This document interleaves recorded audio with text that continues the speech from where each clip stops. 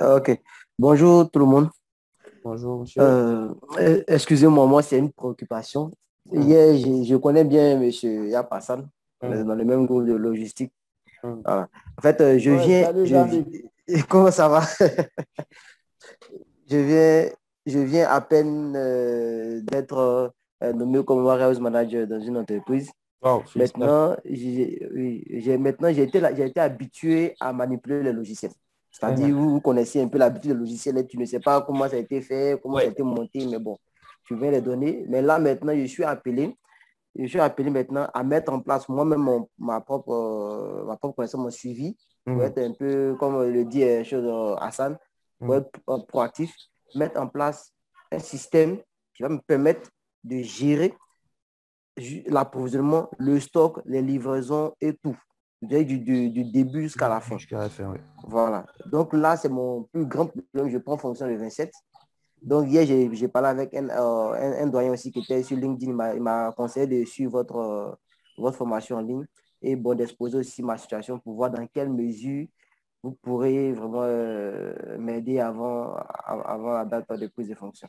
D'accord. Aristide, Voilà. Oui, Aristide, oui, là, je suis très interpellé parce que c'est une philosophie que je suis en train de travailler dessus. Tu me permets de donner oui, deux oui, minutes là-dessus? oui, oui, vas-y, Bon, vas-y. Oui, oui, ok. Hassan. Oui, ce que je voudrais vraiment dire à ce cher public qui nous écoute aujourd'hui, c'est que aujourd'hui, la supply chain est en train de quitter du volet traditionnel pour le volet digital. Ouais. Et qui parle de le volet digital parle des logiciels, comme Jean-Luc est en train de citer. Mais sauf qu'il y a un problème avec la réalité, c'est que le logiciel est conçu par d'autres personnes qui ne travaillent pas dans votre entreprise. Alors, le truc, c'est quoi? Pour moi, aujourd'hui, nous donnons des formations qui montrent comment un gestionnaire doit lui-même traiter ses propres données Ouais, sur Excel. ouais. Je ne veux pas, la formation, ce n'est pas une publicité en parenthèse, mais c'est juste pour faire comprendre que il faudrait que nous arrivons déjà à comprendre comment les automatisations se font, Mhm. comment faire la synthèse de nos données, comment calculer nos KPI, comment faire la synthèse et donner l'objectif C'est clair. on nous demande. Lorsque nous prenons le poste, il y a bien des objectifs qu'on nous a cités. Mhm. Mais je ne sais pas si SAGE, ERP, SAP peuvent vous ressortir ces objectifs-là. Ça, je ne sais pas. Mais pour ma petite expérience, ce que j'ai vécu, je n'ai pas pu trouver ces indicateurs clés. J'ai Mhm. dû concevoir moi-même, après une formation sur Excel, adapté à la réalité de la gestion de la supply chain. Et Ouais. aujourd'hui, j'ai pu maîtriser une entreprise qui fonctionnait à flux tendu et Mhm. que avant moi, connaissait la rupture était devenue leur mode de fonctionnement. Mais lorsque j'ai donc mis ces outils sur pied, avec cette maîtrise, ce traitement de données, qui me ressortait les informations qui pouvaient me permettre d'interpeller le commercial, le marketing, la maintenance, la production, les manutentionnaires, seulement avec des données à l'analytique, comme vous voyez là. Vraiment, j'ai eu une maîtrise sur 3 ans sur tout ce qui était approvisionnement, stabilité des stockages, des ruptures. Donc, la préoccupation déjà, Luc, est la préoccupation de tous les responsables de la supply chain. Pour ceux que j'ai formés, pour ceux qui me prennent en consultation, c'est le même problème qui revient.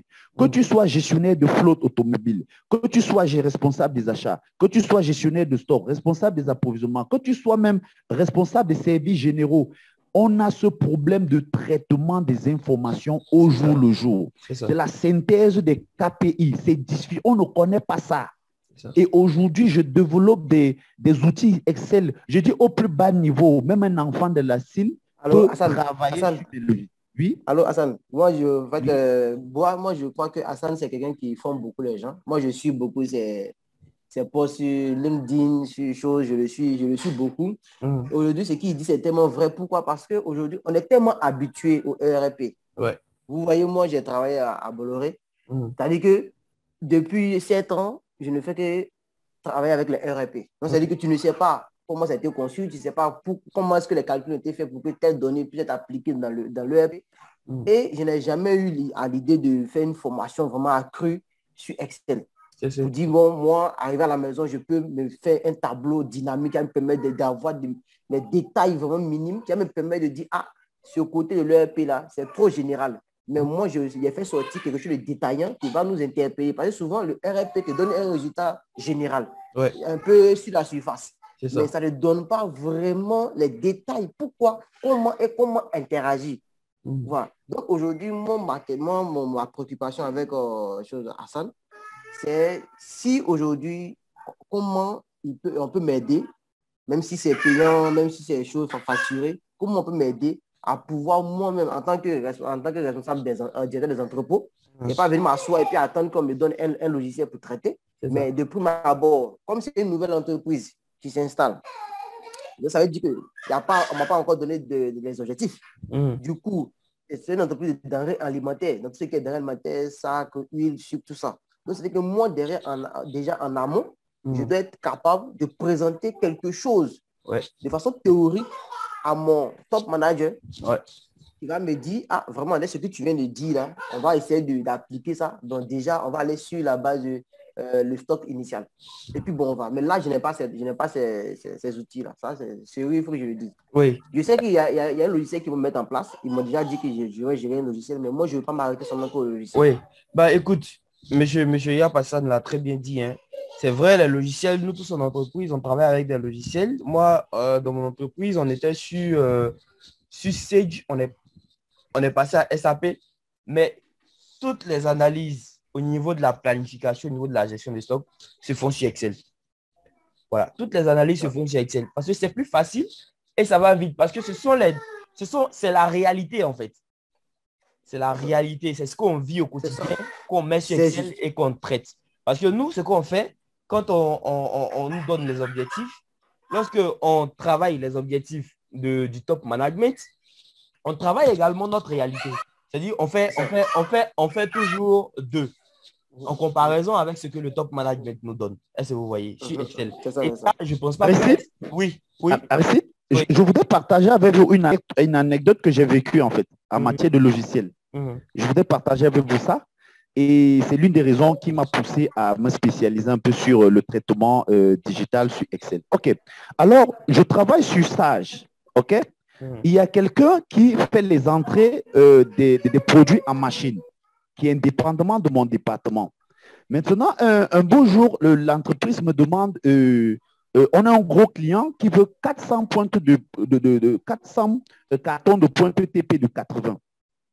Moi, automatiquement, j'entre dans le logiciel, je regarde le stock disponible, je dis, OK, c'est bon, on peut livrer. Mais, sauf que 15 minutes après, c'est le top manager qui m'appelle pour me dire, mais le client est là, mais il ne peut pas prendre livraison. Mais je dis, comment ça? Je dis, OK, donnez-moi une minute, je vais aller voir au magasin. Je descends, je vais voir le chef magasinier, je dis, mais c'est quoi la situation avec le client? Il me dit, non, le produit est en rupture depuis 2 jours. Mais je dis, sur ça, moi, j'ai vu qu'il y a encore le stock. Il dit que, boss, allez regarder vous-même au rayon. Je regarde le rayon, je suis resté abasourdi. Je vais voir ma collaboratrice qui mettait les documents en machine. Elle avait encore tout un lot de documents qu'elle était en train de mettre en machine. Wow. Bon, vous voyez donc qu'il y a un dysfonctionnement entre la réalité et la théorie. Et entre-temps, nous les managers qui analysons les informations qui se ressortent du logiciel, on se trompe facilement. Et je vous dis, j'ai été imputé d'une somme de 400 000 francs. Donc, dès que je suis sorti de cette mauvaise expérience, alors je me suis mis à l'automatisation, à mes propres frais, en m'inscrivant sur Excel. Et c'est une réalité. Hein. C'est une réalité, en fait. Comme M. Yap le dit, c'est une réalité qu'on le vit au quotidien. Même moi-même, chez moi, ça s'est produit. Ça s'est produit. Parce que chaque lundi matin, il y a un débrief qu'on fait avec le top management. Et dans le débrief, on doit présenter tout ce qui s'est passé dans la semaine passée. Donc, on vient, on fait les analyses, on sort les données de SAP. On voit que il y a un gap entre la réalité et... En fait, c'est tellement général. C'est tellement général. Et puis, tu ne peux pas aller t'arrêter devant le PDG et présenter un truc sur la base de SAP. Le PDG, lui, il s'en fout. Il ne va pas te demander si c'est correct ou pas. Donc, il y a la nécessité, en fait, de maîtriser l'outil même Excel. Aujourd'hui, on parle de Power BI et tout. Il y a la nécessité de maîtriser ces outils-là, de sorte à présenter des données pratiques on va dire brut, comme on le voit là. Donc, je pense que pour les différentes formations, et M. Yapassad est là, moi également, je suis là. En fin de session, on va présenter nos différents programmes de formation qu'on fait avec les personnes qui voudront bien nous accompagner, bien nous rejoindre en fait. On va vous prendre, M. Denis. Oui, allô? Oui.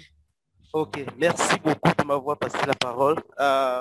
Donc, et également maintenant sur ce qui est des outils, vraiment, Monsieur Jean, je vous conseille vraiment de suivre la formation de Monsieur Hassan parce que Excel, je vous assure, c'est la base de tout gestionnaire de stock. Si tu veux gérer un stock et que tu ne maîtrises pas au moins Excel, vraiment, tu es en train de te mettre dans des problèmes. Parce que même si on te met face à un logiciel, ce serait compliqué pour toi parce que ces logiciels exportent généralement des données sur Excel. Ouais. Et lorsque tu ne peux pas gérer déjà ces données sur Excel, vraiment, ça va être compliqué pour toi. Donc, il faut vraiment faire la formation de VASAM. Et la suite, ce que je voudrais également dire, c'est qu'il ne faut pas également délaisser les logiciels parce que j'ai été confronté également à des entreprises de petite taille et de grande taille. Les petites tailles, en général, gérer un ensemble de données sur Excel, ça ne leur demande pas vraiment trop de moyens financiers. C'est ce qui fait que les données même gérées sur Excel ne sont pas de très grande taille. À un certain moment, quand les données deviennent vraiment extrêmes, bon, je crois qu'il y a quelque quoi avec Excel, c'est que de temps en temps, ça prend, par exemple, faire un filtre sur une donnée de, par exemple, 10 millions, ne serait-ce que 100 000 lignes, 100 000 lignes sur Excel. Ça devient un peu compliqué de devoir faire un filtre. Vous voyez un peu, parce que moi-même, je l'utilise de façon quotidienne. Quand je vais faire un filtre dans un fichier qui a, par exemple, 15 000 lignes, ça met beaucoup de temps à répondre. Donc, pour dire que ne laissons pas également la possibilité de bien suivre les logiciels. Et aujourd'hui, ce que moi je propose aux entreprises, laissez même Sari, laissez même SAP, laissez même Microsoft Dynamics parce que ça, c'est de l'importation étrangère. C'est-à-dire que ce sont des logiciels qui sont conçus pour les réalités externes, qui viennent et ont vraiment du mal à se mouvoir dans les réalités de nos pays africains. Alors, aujourd'hui, moi, ayant travaillé avec ces logiciels, je me suis tourné vers ce qu'on appelle l'open source. L'open source, ce sont des logiciels qui sont, c'est-à-dire qui sont extensibles, qu'on peut améliorer. Tu prends ça, tu améliores, et puis ça te permet de gérer non seulement ton reporting, ça te permet de bien gérer, c'est-à-dire à partir de ces logiciels, tu peux tirer des données sur du Power BI. Quelqu'un a parlé de Power BI tout à l'heure. C'est vraiment un outil assez performant pour avoir un dashboard en temps réel. Un ensemble de données sur tes prérogatives, sur ta fonction. Et également, notons également qu'il y a cet aspect humain. Parce que le plus gros problème avec les logiciels, c'est qu'il arrive quand les personnes ne sont pas bien formées, qu'ils ne mettent pas à jour les données en temps réel et on a donc un problème de visibilité sur les données. Le management a du mal à avoir les données parce que telle personne qui a été recrutée récemment n'a pas été formée sur comment mettre les données comme ça. Or, avec un outil qui est mis à disposition et les utilisateurs très bien formés qui maîtrisent. Il faut juste avoir assez large pour pouvoir bien maîtriser par BI. Prendre tes données dans BI et tu gères tes données comme il faut, exactement. Donc, ce qui fait que tu as vraiment une chose de dans l'aspect humain, c'est que même si toi-même, un stock arrive et que sur ton fichier Excel, tu n'as pas mis à jour, ça veut dire que si on t'interpelle au niveau de la direction générale, tu vas présenter un reporting même sur Excel qui n'est pas correct. Donc, il y a l'aspect humain qui est très important lorsqu'il s'agit de manipulation de données. Si c'est que tu as livré un client et que tu n'as pas fait sortir ça dans tes données sur Excel, par exemple, c'est d'office clair que dans la présentation de ton chiffre, tu vas te tromper. Donc, vraiment, ce sont l'ensemble des thèmes qu'on est en train de discuter aujourd'hui. Ce sont des thèmes que j'apprécie beaucoup. Ce sont des thèmes que je vois beaucoup au jour le jour.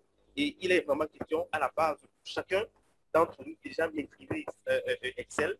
Donc, je conseille tout le monde à la formation Hassan, c'est à la base. Et également, la suite, c'est que maîtriser également les logiciels parce que quand les données deviennent lourdes, ça devient vraiment compliqué de le gérer seulement dans Excel. Donc, c'est un peu ça mon intervention. D'accord. Merci beaucoup. Merci beaucoup, Denis. Oui, oui. Vraiment, c'est parfait tout ce que tu as dit. Je me retrouve parce que j'ai vécu tout ce que tu es en train de dire là en entreprise. Tu vois, c'est très parfait. Et c'est les raisons qui m'ont poussé vraiment à aller à chercher à savoir pourquoi ce logiciel donne ça, comment on fait. Et là, j'ai donc décelé toutes les limites que tu as citées là. Ça, vraiment, c'est très parfait tout ce que tu as dit. Et aujourd'hui, comme tu l'as mentionné, à la fois, quand tu quittes de la maîtrise de Excel, de ton traitement sur Excel, tu donnes des exigences au logiciel. Je vais vous prendre un cas sur lequel on a travaillé en entreprise. C'était de la GMAO, la gestion assistée des pièces de rechange. Alors, l'ingénieur informaticien qui est venu, qui a commencé à travailler sur le projet, lorsqu'il a commencé à présenter, je lui ai posé la question de savoir est-ce que je peux avoir les KPI du stock? Il m'a dit, c'est quoi les KPI du stock? J'ai cité, j'étais à 10 KPI. Il m'a dit, non, la GMA, on ne prend pas ça. Et moi, comment je vais faire pour analyser mes données? Il est resté, imagine, on était tout en plein salle là, il est resté là, et le boss a seulement dit, OK, c'est à revoir, travailler avec M. Hassan. Parce que comme tu as dit quelque chose, les logiciels doivent prendre en compte la réalité de l'opérationnel de chaque encadreur. Moi, par exemple, avec mon niveau maintenant que j'ai là, si je dois commander un logiciel spécifique à mon besoin, et non parce que je veux juste avoir un logiciel de renom, mais non. Moi, si je suis peut-être dans une entreprise, moi, je vais vous dire, je vais travailler avec mon outil, quitte à ce qu'on adapte mon outil au logiciel. Tu vois un peu. Donc, moi, je suis très satisfait qu'on a déjà des gens qui comprennent ça. Et l'autre volet, comme tu l'as dit, on ne délaisse pas le logiciel. Mais l'avantage pour moi, c'est que comprendre déjà même la base. Et quand tu es dans le logiciel, tu sais ce que tu peux chercher dans le logiciel. Tu sais l'information que le logiciel doit te donner. Et ça te permet maintenant, en fonction des objectifs que toi, on t'a donné lorsqu'on te recrutait, tu peux satisfaire tranquillement ou bien remonter les informations comme ça se doit. Donc, pour moi, c'est typiquement parfait l'analyse que tu as faite. D'accord. Effectivement, pour une des dernières choses sur ce que Hassan vient de dire, il a extrêmement raison. Également, une autre problématique, c'est que les entreprises veulent se donner, c'est-à-dire veulent se mettre au standing en utilisant les solutions au standing sans prendre en charge les réalités des ensembles des personnes qui doivent utiliser ces outils. Je connais une grande entreprise, par exemple, à Orange. On a eu à implémenter un CRM à Orange où Orange est parti prendre un CRM là en France. Il est venu implémenter et c'est-à-dire l'ensemble des fonctionnalités du CRM étaient beaucoup plus orientées aux réalités de la France. Par exemple, certaines taxes qui ne pouvaient même pas être modifiées étaient paramétrées dans le logiciel sur les normes de la France. Ce qui devient vraiment super compliqué pour un manager, par exemple, de stock, de dire que OK, quand je commande une quantité de stock, voilà tel genre de taxe que je vais appliquer à ma commande. Et cette fois-là, si tu ne peux pas appliquer la taxe locale et que tu es obligé d'appliquer une taxe qui est paramétrée dans le logiciel, ça devient vraiment compliqué. Donc, ce que Assa dit très, très vrai dans les entreprises aujourd'hui, il faudrait mieux que le besoin de l'utilisateur soit à même de pouvoir entrer dans le logiciel. Ça veut dire que toi, en tant que son plan manager, tu dis que voilà mes besoins en termes de KPI. Voilà ce que tu peux. Et qu'on tire ça, et qu'on te tirer ça dans le logiciel directement. D'accord. D'accord. Merci beaucoup, M. Denis. On va prendre la main de M. Asifou Azim. Ouais, Azim, oui. J'espère que je parle le nom. Rapidement, monsieur. Oui, bon, ici Azim. Bonjour. Tout d'abord, bonjour à tous. Je voudrais remercier tout le monde, les modérateurs. J'ai beaucoup aimé, j'ai beaucoup appris aujourd'hui. Et pense que c'est la meilleure manière que ça ne s'arrête pas ainsi, qu'on puisse le refaire à tout moment, s'échanger sur les performances et les KPI qui se fait dans les entreprises. Parce qu'aujourd'hui, le problème, ce n'est pas des logiciels. La réussite des entreprises, ce n'est pas des logiciels. Les logiciels sont juste là pour nous aider. Donc derrière, on doit pouvoir extraire des données des logiciels, les analyser. Et comme vous l'avez dit, pendant le séminaire, vous avez notifié que les logiciels donnent des résultats de façon globale. Par exemple, moi, je suis à Jumia, au Sénégal, et la plupart du temps, les difficultés qu'on rencontre, c'est que au niveau du logiciel, tu peux avoir des données, qui va vous dire vous avez fait un taux de succès de 90% dans la semaine. Alors que dans le même temps, il y a des départements qui ont fait 2%. Bien vrai que vous êtes allé à 90%, c'est la performance d'autres départements qui sont allés jusqu'à 110, jusqu'à 120%, qui ont fait que vous vous êtes retrouvé à 90%. Alors que derrière, quand vous creusez, il y a d'autres départements qui ont fait que 2%. Mais si vous tenez sur le logiciel, vous allez dire, bah, on a fait de bons jobs, on a fait 90%. Et quand les départements qui sont sur performance vont un jour ne seront plus en mesure de produire comme avant, vous allez voir que c'est de la cata. Donc, c'est d'apprendre sur Excel, de faire des séminaires comme ça, apprendre de nouvelles trucs pour que ça puisse vous aider. Donc, une fois encore, je vous remercie. D'accord, merci à toi également. Merci. Donc, on va prendre M. Diomandé. M. Diomandé qui a levé la main. M. Diomandé, s'il n'est pas là, on va prendre M. Fabrice Sylvain. Oui, allô, j'espère que cette fois-ci vous m'entendez très bien. Oui, très bien. Oui, bonjour tout le monde. Franchement, merci pour cette opportunité. Ça a été assez bénéfique parce que en fait, c'est vrai qu'on a parlé des KPIs, mais j'ai vraiment senti voilà, une approche des KPIs on va dire, la sauce africaine. Hein. La sauce africaine, en prenant des exemples qui sont assez typiques en fait, de nos réalités. Ce que je voulais dire, c'est vrai qu'on se plaint voilà, d'avoir des applicatifs qui ne sont pas adaptés à notre marché. Mais bon, je veux dire de l'autre côté aussi, il faut comprendre que nous travaillons le gros d'entre nous travaillons dans des multinationales qui sont d'origine généralement pas africaine, voilà, et qui sont dans des processus de standardisation de leurs process. Voilà, ils font de façon globale parce que c'est important pour eux de pouvoir faire un contrôle par derrière. Voilà, donc il faut des outils qui sont connus mondialement, des outils qui sont passés par les canaux de ce qu'on appelle la compliance à leur niveau. Et donc, voilà, c'est difficile de se faire entendre, surtout que sur nos marchés africains, à part des structures comme Bolloré, qui, on va dire, peut-être à un quart de son chiffre d'affaires qui vient du continent africain, la plupart de ces grosses structures-là ne marchent pas forcément voilà, sur le continent africain. Donc, c'est une réalité dont il faudra faire avec. Et effectivement, je pense que le contrepoids qu'on peut faire, c'est d'avoir des outils à notre niveau qui vont nous permettre, nous, voilà, de pouvoir faciliter notre day-to-day, et puis de pouvoir alimenter le système qui est géré en centrale, voilà, et puis voilà, tout le monde est content, je pense.